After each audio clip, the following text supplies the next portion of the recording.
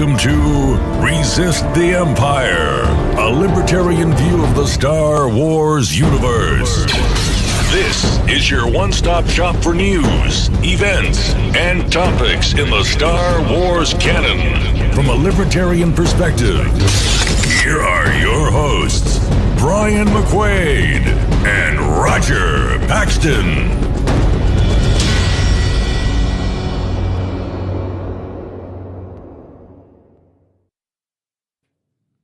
Welcome to Resist the Empire. My name is Brian McQuaid. And I'm Roger Paxton. So I was looking at our Facebook page, and one of our listeners, Bennet Andrews, he mentioned this StarWarsUncut.com. Right.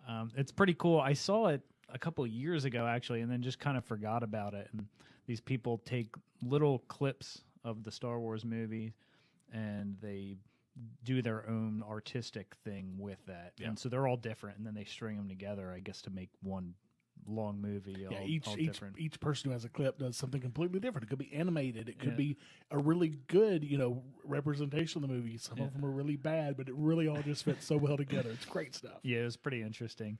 So a little thing from last episode, we were talking about some Clone Wars, and I forgot to mention, I wanted to mention, and I just completely forgot about it, was the Clone Wars series on Netflix.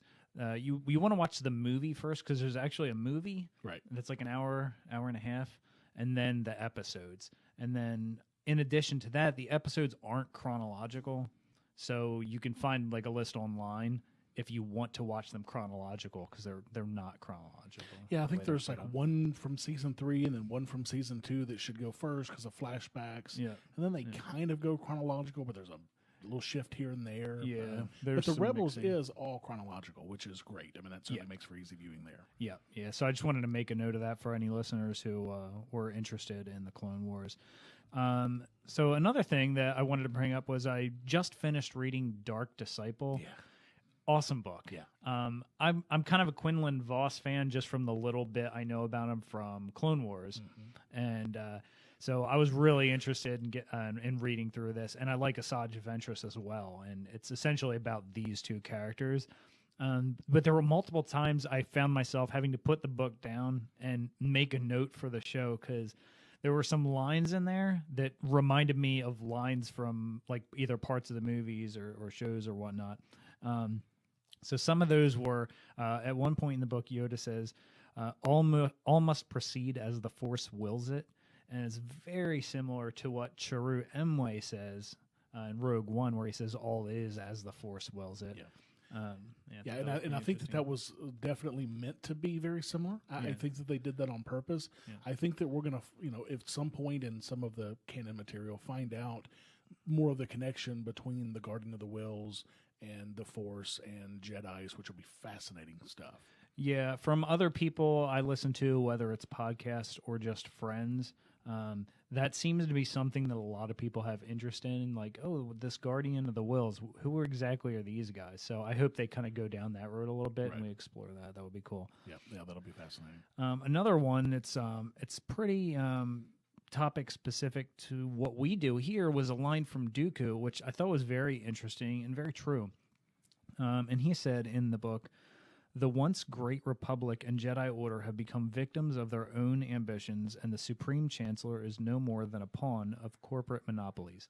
And this is an interesting point, because he makes this other point a couple paragraphs later. He says, countless living beings, these clones the Jedi created, have been sent to their deaths, while we sacrifice mainly droids. So I thought that was pretty interesting. Kind of puts it on them, like, hey, what are you guys doing? You're using actual people. Right. I thought that was pretty interesting. Right. But, the question is, who's more moral, the person using the people or the person killing the people? I mean, come on. I mean, that could go both ways for sure. Yeah. But that brings up the question, will we eventually see wars fought completely by mechanical entities, robots or drones or something? It could possibly happen, sure. Yeah, I know that our military has looked into that for quite some time, and every now and then you'll see a story pop up where they'll be talking about a robot warrior. Another last line here that I thought was interesting was Quinlan Vos shouting that he says, "I will never join you." And like I picture Luke in my head when I read that line. I didn't even picture Quinlan at this point when he says this, and I've been reading about him for chapters. And when this line was spoken, all I could think of was Luke saying, "I'll never join you." Of course. Which I thought was interesting. Great book. I should probably pull that one back out and read it again. It's great stuff. Okay, you do have that. Yes, I wasn't sure if you had it. Okay. And then one last little thing here was I saw Mark Hamill. He was apparently schooling a Department of Education employee or one of Trump's people or something. And he said apparently referring to Hamill made comments to the Daily Beast about Trump's cabinet being a who's who of really despicable people.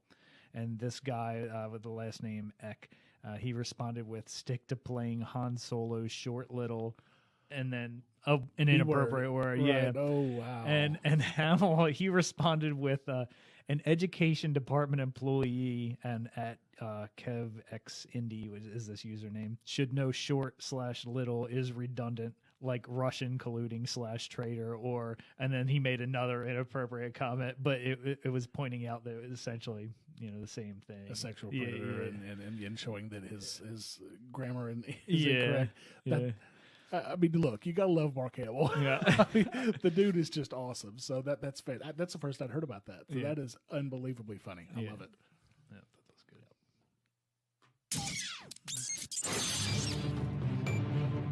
The Holonet, your news source for current real-world news with a libertarian Star Wars twist. So the first article we have for the Holonet, it's titled "Heartbreaking. Here's what a U.S. soldier said when asked to justify the war on terror."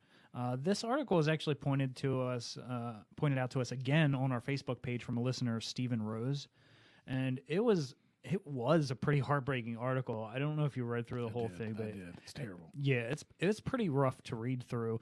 But I highly encourage people to read through this just to kind of get a sense of what it's like through the soldier's eyes, I suppose. So the main quote from the article that I thought was interesting was, "You grew up wanting so bad to be Luke Skywalker, but you realized that you were basically a stormtrooper, a faceless, nameless rifleman carrying a spear for Empire, and you start to accept the startlingly obvious truth that these are people like you." Right. So basically what happened was someone on Reddit with the username Visual Effects posted an open question to U.S. soldiers. So this is what he said. 9/11, the day Americans feel so strongly about that they say never forget. A tragedy for sure, but you've retaliated and killed over 50-fold as many innocent civilians abroad as retribution for this event. How do you as people walk around head held high, knowing that every few months you are committing a 9/11 event to other people? Imagine if the 9/11 terror attacks were happening in America every few months, again and again. Innocent people dying all around you, and yet you just go around the rest of the world doing it on a weekly basis to other people and don't think twice about it. It brings me to tears knowing how absolutely blasé you guys are about it. Man. So the article went on to say this man Crimmins, he's from the U.S. Army 3rd Infantry Division. He left a surprising reply to the post, and that was part of it, what I read earlier about Luke Skywalker and Stormtroopers. And he explained to the Redditor that, like many others, he had been brainwashed into believing the good versus evil narrative, right, even comparing it to the legacy that Star Wars left him with as a child.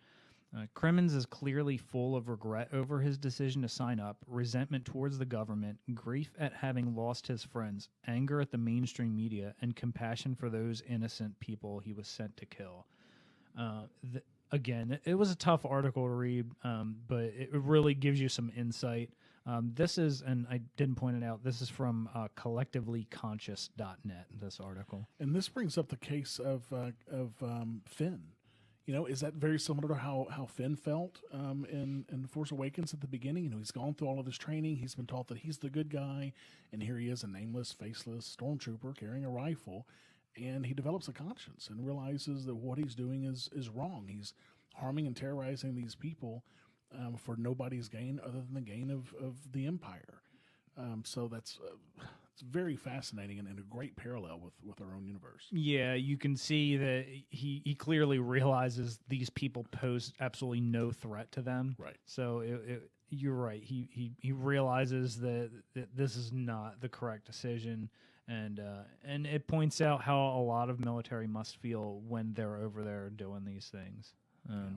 So there was one other quick thing I was hoping you could touch on for some of our listeners. Is that one of the comments was, then you go on leave and realize that Ayn Rand had no idea what she was talking about.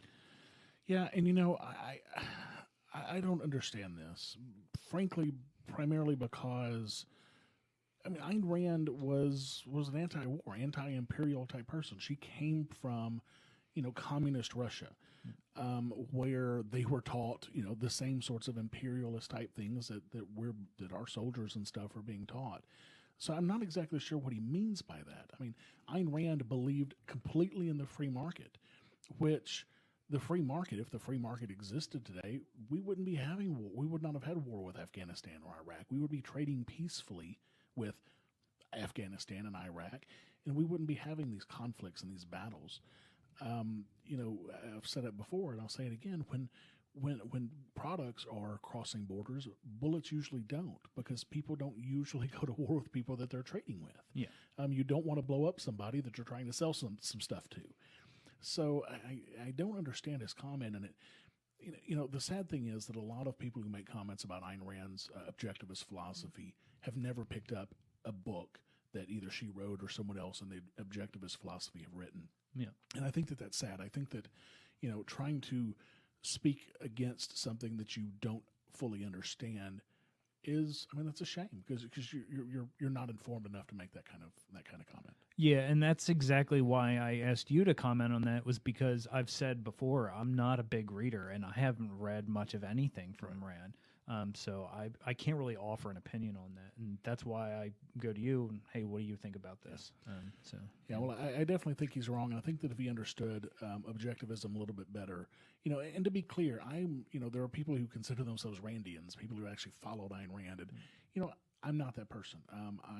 I think Ayn Rand had some great ideas, some really strong ideas. As a matter of fact, the non-initiation of force was pretty much coined by her. I mean, she was pretty much the one who first came up with it.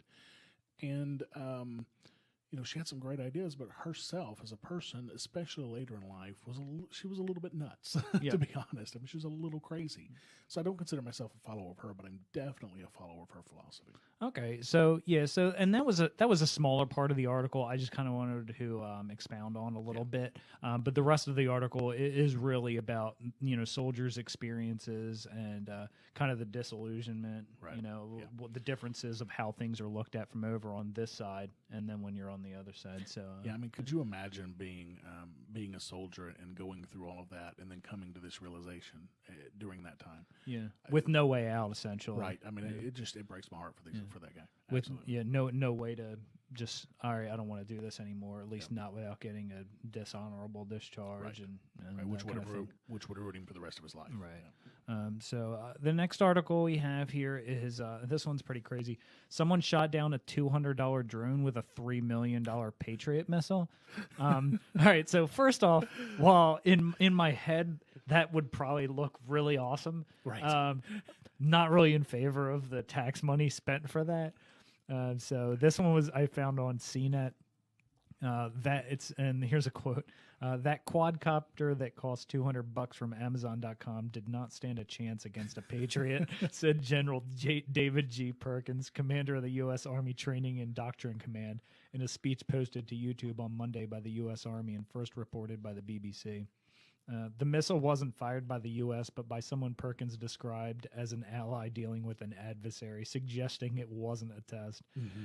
So I thought about this, and my first thought was, Did cost-cutting techniques save 3PO and R2 from being blasted away in the beginning of New Hope? Right.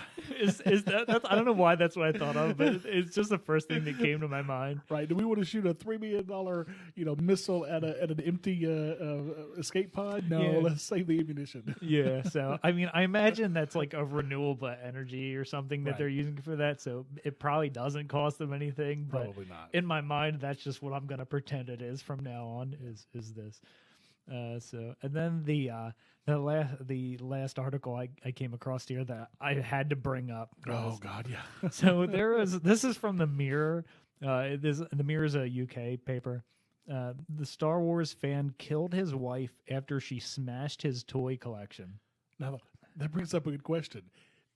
She smashed his toy collection, his Star Wars toy collection. I mean, that's defensive property, right? I mean, did she violate the net first, or did he? Yeah, well, I mean, obviously, it's a disproportionate response of violence to kill her over that, but still, it's fascinating. Yeah, clearly both in the wrong here. He escalated it much more than it should have been. So a Star Wars fan was yesterday jailed for life after murdering his wife in an alleged revenge attack for smashing up his cherished toy collection. Ricky Latouche, 30, told a court that his Thai wife, Pornpalai Srasoy, I believe it's pronounced, had damaged his precious Darth Vader and Luke Skywalker memorabilia. It goes on to say that Latouche told Preston Crown Court his wife had damaged most of his collection of Star Wars memorabilia, which he had built up since he was a child and was worth thousands of pounds. Wow. So... yeah, I mean, I would have been upset too, but never to that point. No, I mean, like you said, that he escalated that beyond the pale. I mean, there's no excuse ever for that sort of reaction to something like that. Yeah, it's kind of weird because I had a collection, growing up, and I got to a point eventually where I had so much I just kind of gave a bunch of it to my buddy, and I was like, here you go, because he's a big Star Wars fan too. Man, I wish I'd been your friend back then. Yeah. I just kind of started a new collection now, so now I collect the 6-inch Black Series figures. I think they're pretty cool.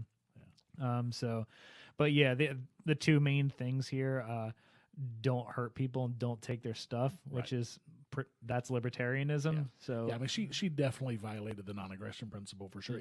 As long as he was the owner of the product. I mean, she may have had part ownership. I don't know, but either way, she violated the NAP. But his disproportionate response is sickening. Right? Absolutely. Come on. I mean, I love my Star Wars stuff too, but you're gonna kill somebody over it? No, I don't think so. Ridiculous. Yeah. Which Star Wars canon character will we dissect in this episode of Galaxy's Smallest Political Quiz? Yeah, so this one, we're doing Tarkin this episode. I'm pretty excited about this one. We've talked about him for a couple weeks, actually. He's come up a couple times when we've been talking about the Rogue One CG that they've been doing. CGI is really good stuff. Fantastic. So if we want to go through here with our newly worded quiz questions. Yeah, so, and I don't have them pulled up. Government should not censor should not censor speech or the Holonet. Yeah, so a couple of these I'm not even going to spend much time on. Obviously, he disagrees with this one. I don't even really think there's much to talk about. They want to suppress all speech as much as possible and get their own agenda out. Right. To me, that was an obvious disagree.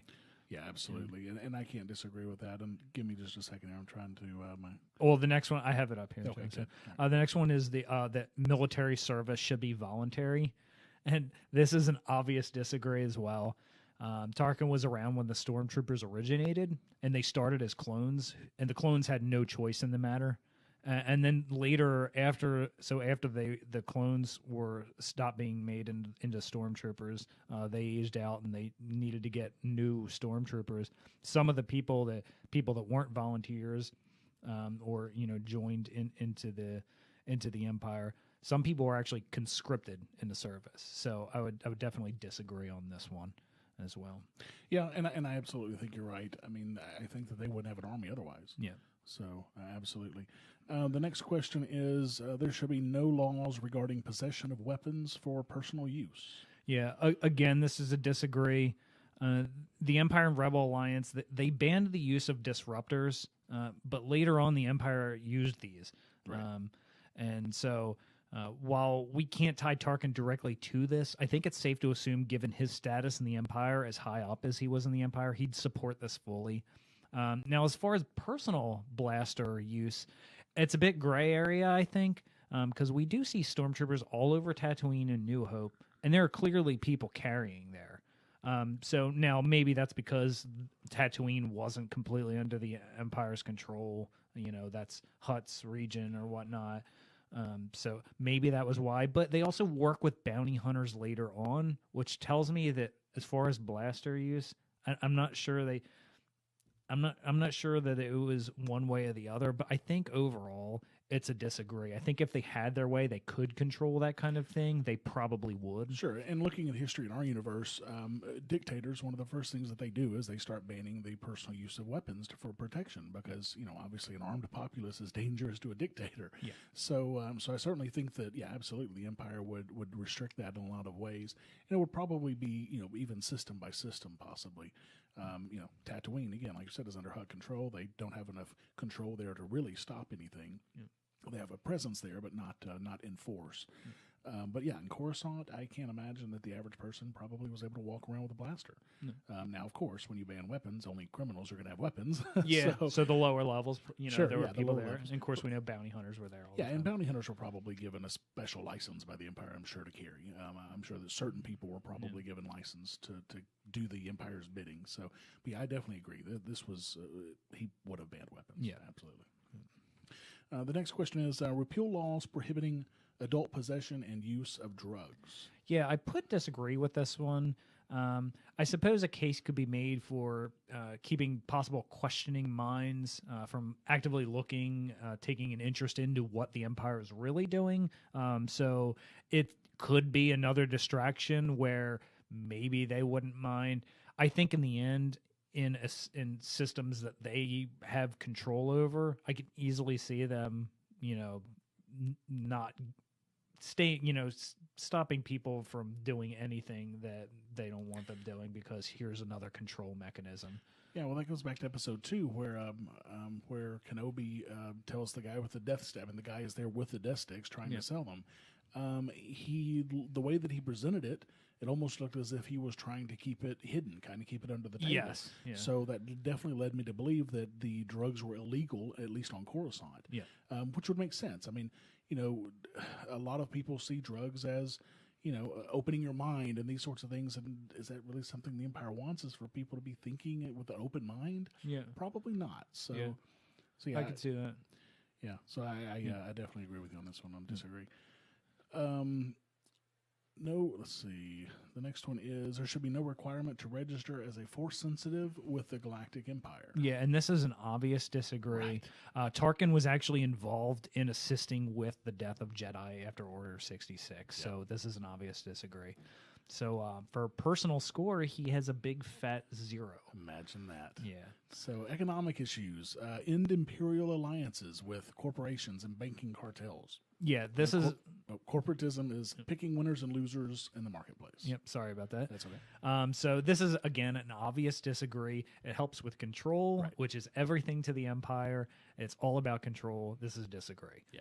Yeah, they want to be able to make whatever deals with whatever, you know, organizations and corporations that they want to. Absolutely. Yeah. In-government barriers to intergalactic free trade.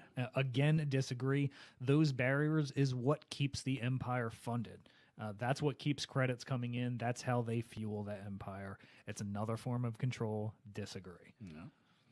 Science and technological advancements should not be controlled or regulated by the Empire. So this one I actually went with a maybe. And the reason I did was I think the Star Wars universe is too vast to have that kind of control, similar to gun laws, but with no evidence to support the claim. It may be their end goal. I think it's too difficult to achieve. And on top of that, the Empire is much more likely to take ownership of any new technology they deem necessary for their cause by force than attempt to control and regulate what's there already. I think I have to disagree with you, because I think the Empire wants so much control that they would be concerned of some technology getting out that might help the rebels. Yeah. I think that would certainly be a big concern of theirs. And we see we see Orson Krennic, basically using scientists and taking scientists to help build the main weapon of the Death Star, and of course the Death Star as a whole. So I definitely think that the Empire would want total control of that, and of course Tarkin being basically the face of the Empire in a lot of ways. Yeah, I definitely think he'd want control. Yeah, I think they would. I think if they had their choice, they would.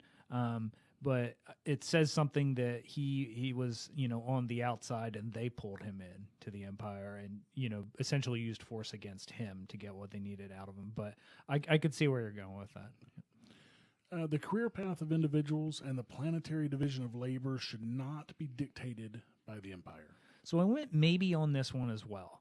And here's my reason. I think planetary, and especially in the situation you talked about, right. In Catalyst, actually, in the book Catalyst, right. This comes to mind, where planets are used essentially for, this planet is used for, the scientific, people to study XYZ. Right. This planet is where the building's going to be done, because of this kind of atmosphere and whatever. And so this is where it's going to be done.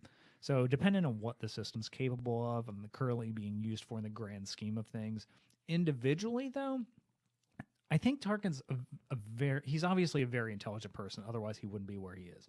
And I think because of that, he'd much rather fit someone into a career path that the individual would best do at, as opposed to just clumsily shoving people into areas where maybe they don't fit in.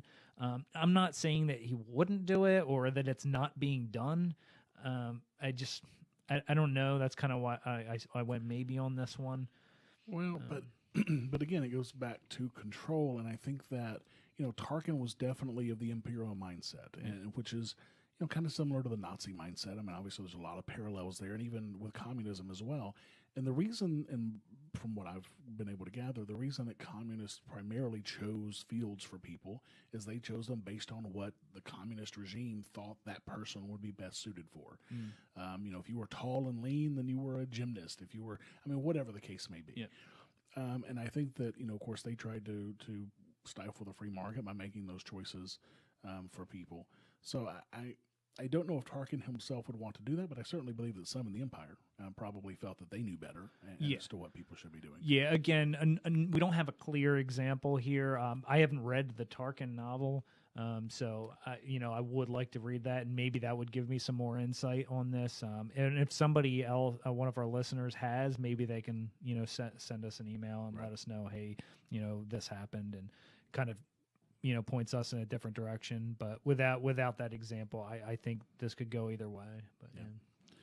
All right. The next question is: taxation is theft, including sovereign planetary funds taken by the Empire as tribute. Yeah, obvious disagree. Yeah. The Empire's there to protect you. Right, right. And they know what best to do with your money. Yeah.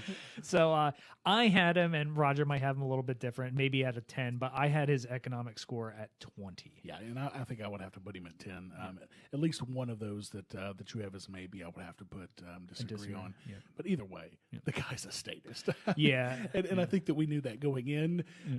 But I don't know that I think we would have trouble, other than maybe the Emperor or Darth Vader himself, finding someone who's more statist than Tarkin based on these results. Yeah, I agree with that. As I was filling this out, I found myself thinking that he's probably one of the most statist, more than the Emperor or Darth Vader, which you would think, well, he's the ultimate bad guy, sure, but the ultimate statist, I believe, is Grand Moff Tarkin. Yeah. And the bonus question. Yeah, the bonus question again is: did this character initiate Force? and I have a 5-word answer for that. You may fire when ready. But he did push the button. He did not push the button himself. So it was the choice of the gunner, I guess. Exactly. Tatooine Times. Here's the latest news you need to know from the Star Wars canon movies, TV shows, books, comics, and more.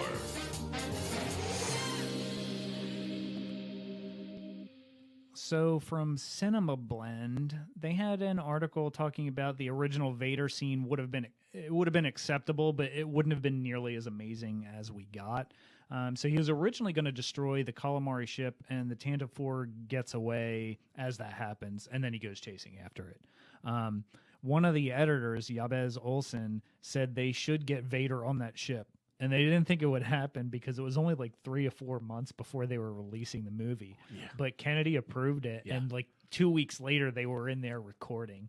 And let me tell you, that is one of the best. And the whole movie is just amazing. I mean, seeing all the steps leading up to those final scenes are just amazing. But that little bit where Vader just goes on a tirade trying to get those rebel plans, those stolen plans, it is an incredible scene. It's hands down it's hands down the best Vader scene ever in the cinemas. Yeah, he shows his true just awesome power. Yeah. It's incredible. Everything that everyone knew Vader was capable of, but was kind of just yearning for. Like this is something the fans went absolutely nuts for. And I remember getting out of the theater just like so pumped up, like I couldn't believe what I had just seen, and he came through there just wrecking shop, and it was amazing. And one of my favorite things after that was it couldn't have been, it had to be less than a week later. Someone did like the entire Lego reenactment of that. Did you ever see that? No, I haven't. It's great. You got to look it up. Awesome. Yeah, it's pretty good. But yeah, I mean, I'm so glad they went with that because it just gives Vader a whole new dimension of evil and terror. I mean, it was just that good. I mean, it gave me chills seeing it on the big screen. It's only a minute and a half, maybe 2 minutes long, but it's just terrifying. And then, of course, it goes right into Leia receiving the plans, shortly thereafter. And it's just a fantastic ending to a fantastic movie. Yeah. So everything from here on out, including our Rebels review, obviously, it's spoiler alerts from here till the end of the show, basically. I just want to point that out to everyone. Darth Maul was supposed to die at the end of season 2 of Rebels, which is pretty interesting. I get this from JediNews.co.uk. So Dave Filoni, he reveals via IO9 that the initial idea was for Darth Vader to kill Maul during the epic Star Wars Rebels season 2 finale, Twilight of the Apprentice.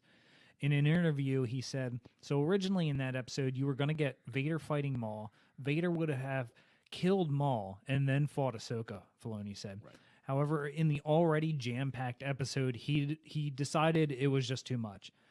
It just became unwieldy, Filoni said. There were too many storylines, and there isn't enough emotional material between Vader and Maul. It's more of a fan fiction fun thought that they fought.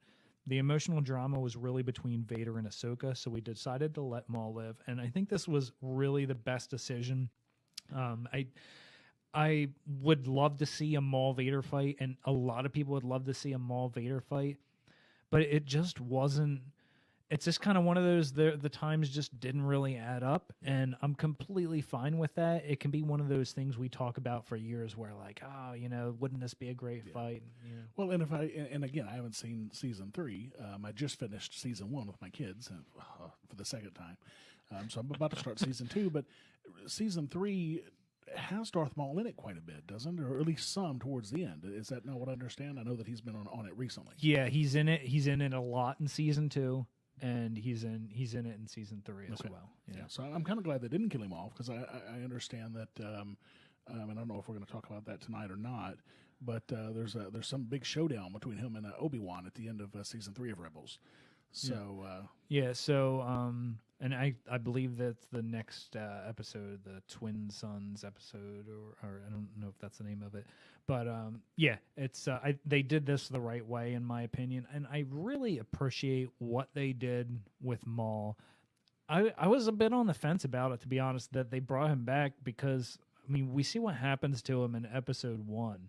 And the reason he was killed like that essentially was because, like, well, there's nowhere they're bringing this guy back. He got cut in half, and I'm pretty sure that's what Lucas said, and that's why he killed him like that, you know? So, like, well, there's no way to, bring him back or whatever. Well, they brought him back.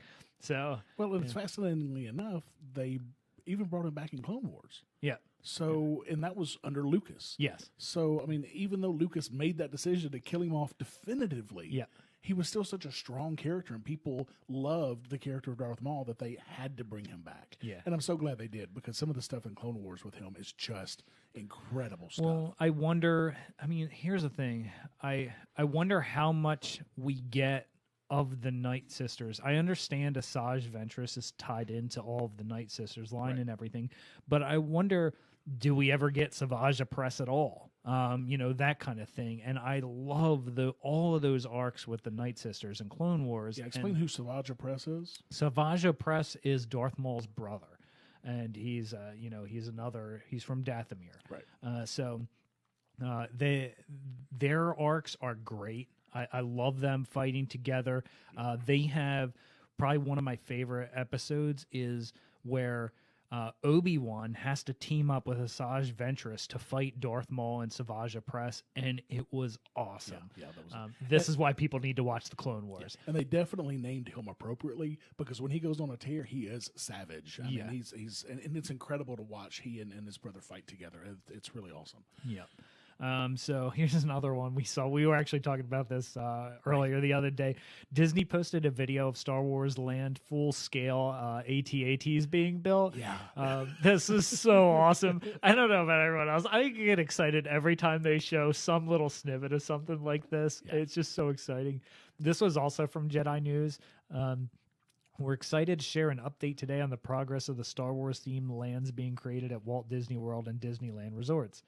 As you may know, these two new immersive lands will transport guests to a never-before-seen planet, a remote trading port, and one of the last stops before wild space where Star Wars characters and their stories come to life and where guests will find themselves in the middle of the action.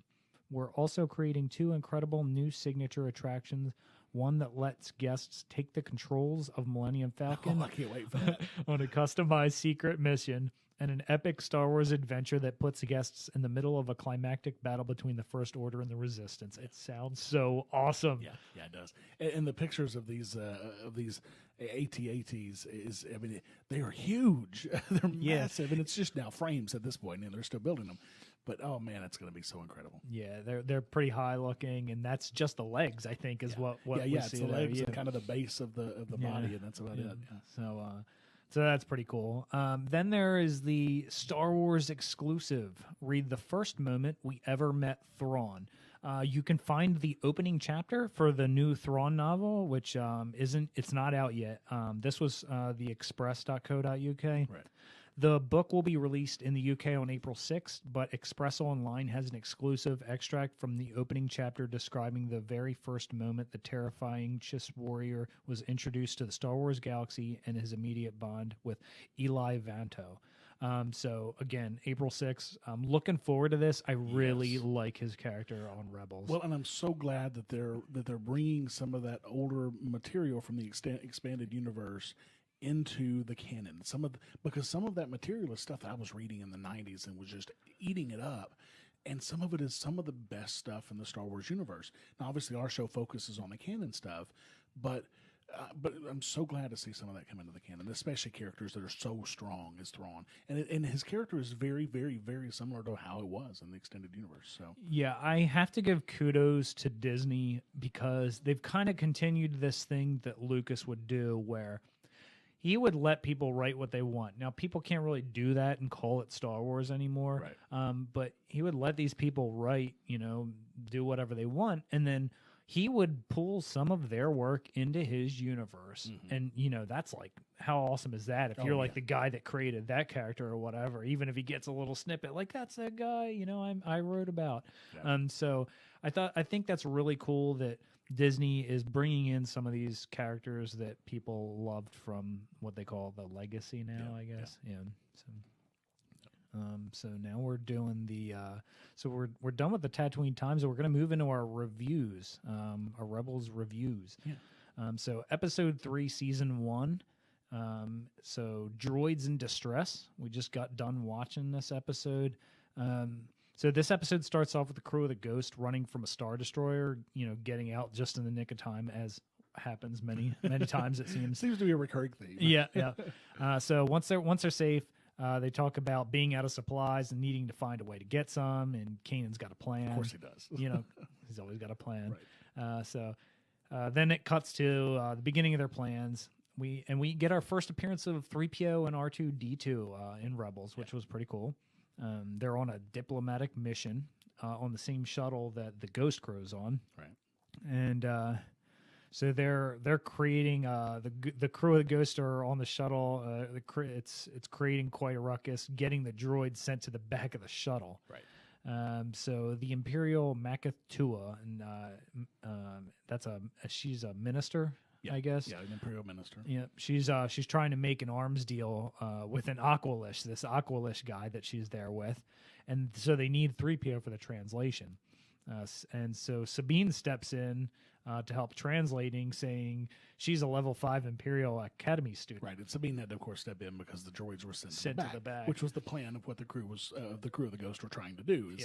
So Sabine, of course, translates the language between Makatua and the Aqualine, incorrectly translating the location of the arms shipment that they're supposed to be picking up, telling Tua that the arms are in base 17 instead of in base 7. Of course, the crew of the Ghost makes their way to base 7 to steal the shipment, while the Imperials are going to base 17.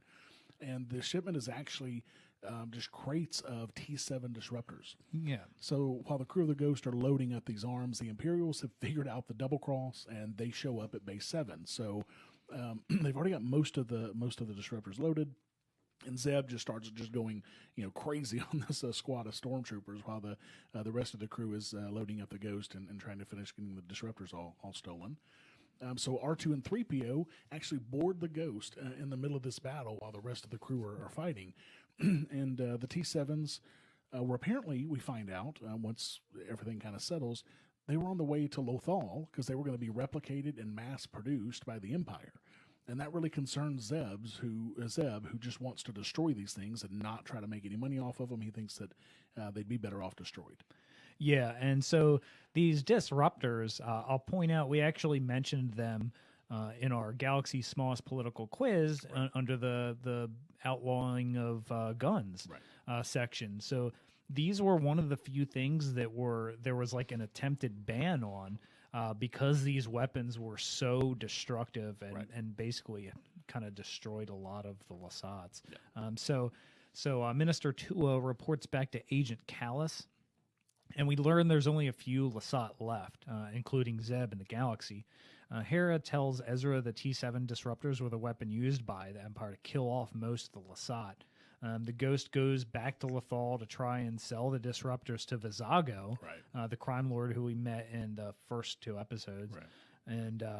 And so we find out that R2 and 3PO, they're actually on a mission themselves to keep the disruptors out of the hands of the Empire, and that their master would pay handsomely for their return. Right. Of course, that comes back. Yeah. And then, so 3PO puts out a distress signal because, 3PO, he's always a little... he's always a little confused. R2-D2 generally has the plans, and he doesn't always know everything that's going on. He's just kind of following along. Right. So 3PO puts out a distress signal, and it was picked up by Kallus. So Agent Kallus, shows up on Lothal in the middle of the crew of the Ghost trying to sell the disruptors to Vizago.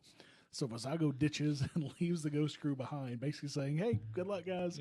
Yeah. And so R2-D2 then gives the crew of the Ghost the idea to overload the disruptors and use them, to help them escape.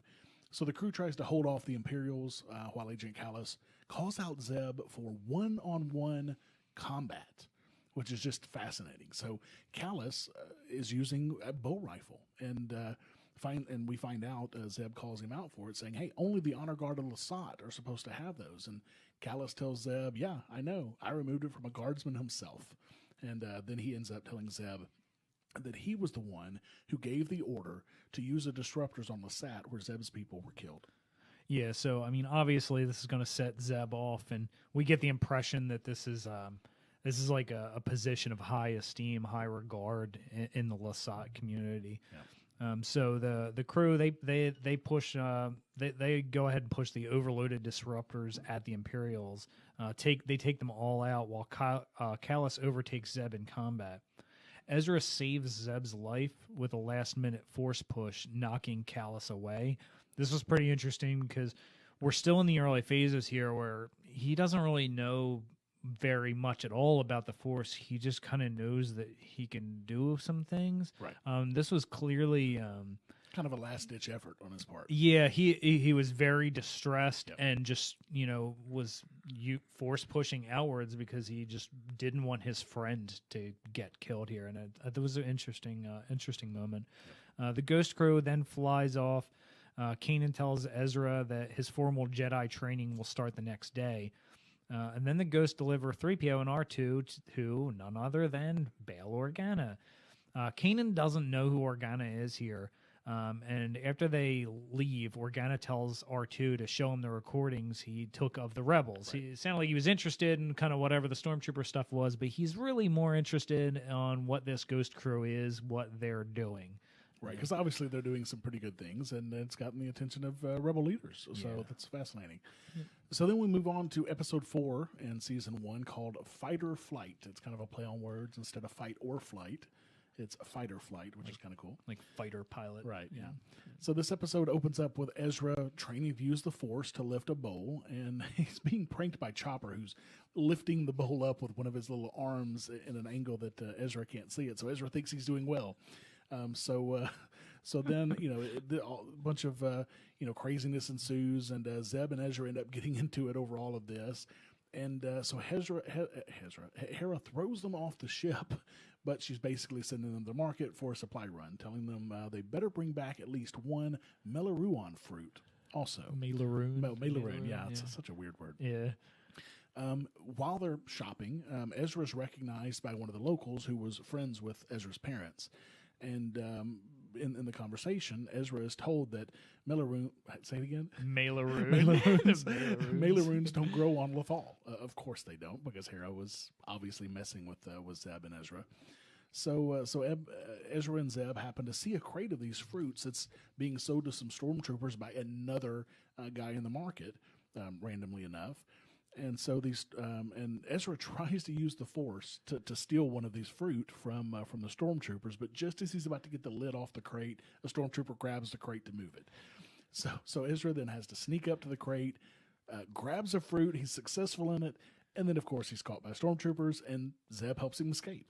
As they're running away from all these stormtroopers, they get split up, and Zeb ends up stealing a TIE fighter in his escape, which is just a great shot. Yeah, that was pretty funny. And I mentioned to you when we were watching this, I swear that's the same guy. I want to go back and look now, but I swear it's the same guy in Episode 1. It's either 1 or 2 that crashed the TIE pilot where it was in one of the supplemental. It was one of those 4 supplemental things. It was the one we first introduced to Ezra. Yeah, that's the little shorts. The shorts. Yeah. He takes the guy's helmet and the shorts that preceded the making of the Rebels show. Yeah. So Zeb flies. He flies to Ezra in the TIE. He picks him up while he's being chased by the stormtroopers, basically making him promise to shut up about saving his life prior episode. So in their madness to escape, they managed to get fruit all over the front of the TIE, and they can't see where they're going at all. Yeah. So as Ezra sees a mountain in front of them using the Force, and makes Zeb turn at the last minute before they crashed. And then Zeb and Ezra call Hera and Kanan and tell them they stole a TIE. And then Kanan tells them to fly straight to the rendezvous point. There was a funny part in here where Kanan asks if they remembered to dislocate the locator beacon or whatever. And they totally try to play it off like they remembered. And Zeb says, "Of course we did." Yeah, they're like, "Oh, where is it?" And they're you reach it down, trying to get it out, then trying to play it off of course, they actually remembered. Kanan can hear what they're doing, so he says, "It's the red cord." Yeah, the red and the blue or something crazy like that. Yeah. So then the Imperials, who had the fruit earlier, they're now on the farm of that local farmer who recognized Ezra earlier because he was friends with Ezra's parents. And the Imperials are there to take the farm over. And so apparently they had made offers to purchase the farm before. Well, now they're not there to buy it anymore. They're there to steal it. So they shoot the farmhouse, destroy the farmhouse, and actually take the farmer and his wife prisoner. So Ezra and Zeb, a few minutes later, are flying in the TIE fighter, and they see the farmhouse in flames, and they follow the transport that has the prisoners on it. So Zeb and Ezra fly in really close to the transports, and Ezra jumps from the TIE to land on the transports. And Zeb is asked about the stolen TIE fighter by the Imperial officers on the radio, and Zeb replies, "This is not the TIE you're looking for." Yeah, it was a great line. Yeah. Great play on Obi-Wan's line in New Hope. Yep.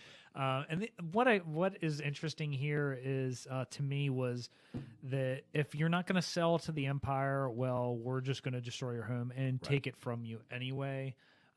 So, I mean, from the libertarian perspective, this is pretty much what we expect to see from the Empire, and we've seen this in history. Oh, sure, it's eminent domain. Well. I mean, we see it today. Yep.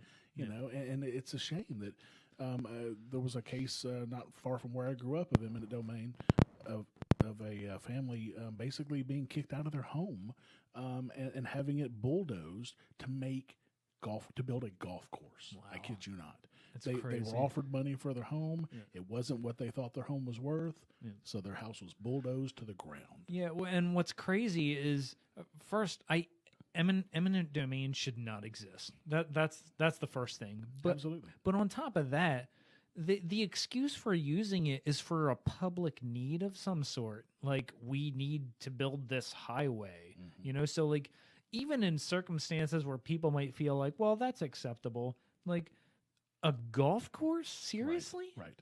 Well, the whole thing was it was supposed to be a zone around the airport to keep noise down, but the airport noise didn't bother them. They had been living there forever. It had never bothered them. You know, they wanted to stay in their home. So essentially, it's another situation of the government seeking a solution to a problem that didn't exist. That's exactly right. Yeah, that's exactly right. So Ezra ends up using the Force to free the prisoners in transport, and they jump away to freedom. Stormtroopers climb on top of the transport with Ezra. They try to shoot at him. And of course, Stormtroopers can't hit anything. Yeah, he's dodging them all. And in the middle of all this, Ezra finds the Mailaroon fruit in the battle, and he starts throwing them at the Stormtroopers. And because his energy slingshot thing isn't like penetrating their armor, so Ezra grabs the last Mailaroon fruit. While Zeb shoots the last of the Stormtroopers, and he picks up Ezra in this crazy acrobatic display because Zeb has, like, his feet are essentially like hands. Right. So, like, he's got his feet on the controls. He's, like, upside down with the hatch open, like, hanging down towards Ezra as he's flying in towards him to pick him up with his hands. So that was a pretty cool scene. I like how they use that, how he has, like, hands as feet as well. Yeah. So he picks him up, and then he gives Ezra a TIE pilot's helmet for his collection, which he already had. He's like, I already got this one, and that's from the short that we were talking about earlier, where he had taken it from the guy and ran away. So, and in this case, he kind of thanks him for it, and it's a nicer one than what he's got because he doesn't want Zeb to feel bad. Right? Yeah, because you could see Zeb's face. He kind of felt bad that the kid already had one. Yeah. So, yeah. So at this point, Zeb and Ezra, they find their way, back to the Ghost on foot. We see them walking up to the Ghost instead of in the TIE fighter, strangely enough. And they give Hera the fruit, and Kanan asks about the TIE fighter, and Ezra tells them that they crashed the TIE on purpose so the Empire couldn't have it. And, of course, they just, move on from there. And Zeb and Ezra return to their cabin on the Ghost to find out that Sabine had painted a mural on their cabin wall, kind of making fun of their fight at the very beginning of the show. It's a really, really funny mural. So Ezra and Zeb, at this point, they've bonded, much more in this episode, which was the whole purpose of this episode, in my opinion, and they've become much closer. And we'll definitely see, that relationship play out much more in the rest of the episodes in season 1, because they've always kind of bickered, and always, because they're both kind of. It's funny how Hera said, it's quiet here with the kids gone when they were in the market, because they, Ezra is a kid, and Zeb in a lot of ways acts like a kid. One. Yeah. So it's great to see their relationship kind of come together. Yeah, we'll see their relationship grow more. And the other thing we're definitely going to see again, I think, is that TIE fighter, because there were hints in there that they did not destroy that thing. Right. In my mind, they had some glancing looks at each other, that kind of thing. So that was pretty cool. Yep. So, we also do these on video, and right now we're not doing live. Eventually we're going to do live video for you guys when we record these shows, because, it's just fun. But right now we're putting our episodes up on YouTube, and you can get to all the episodes that we've recorded so far at resisttheempirepodcast.com/YouTube. And some of them are also listed on our page at resisttheempire.com or podcast.com. We also put them on Facebook as well, so you can also check them out there at facebook.com/resisttheempire. And definitely check out those videos. And don't forget, we're also still running the Pax Libertas Productions survey contest. Basically, if you fill out this survey, you have a chance to win a reward pack, including a Pax Libertas Productions T-shirt of your choice from any of our shows, whether it's the Lava Flow, Free Coast Freecast, ANCAP Barbershop, or our favorite, Resist the Empire. It's the one you want. Right. You also get a Lava Flow tote bag and one of my favorite libertarian books signed by the author. And I don't want to give away what that one is, but it's a fantastic book. It's actually a fiction libertarian book, and it's a really, really good book written by a good friend of mine. So to fill out the survey, it's going to take you less than 5 minutes. It's 17 questions. All of them are very easy. The last question is, what is your email address? Of course, you have to put that in if you want to win the prize, because that's the only way I know who you are. And you can get to the survey at resisttheempirepodcast.com/survey. So just fill that out and put your email address in there, and you'll be entered in to win the contest. Yep. Take 2 minutes of your time, guys. It's really simple. I did it myself. Yeah. Hopefully you won't win it, because I can't give it to you. That would be, there'd be some, a little bit of problem with that, I think. We'll redo the draw. Right. Yeah, of course. Yeah. So until next time, may the non-initiation of force be with you. Thank you for listening to Resist the Empire. Find us online at resisttheempirepodcast.com and on Twitter at Empire Resistor. Never miss an episode by subscribing on any podcatcher or by going to resisttheempirepodcast.com/subscribe. This has been a Pax Libertas Productions podcast.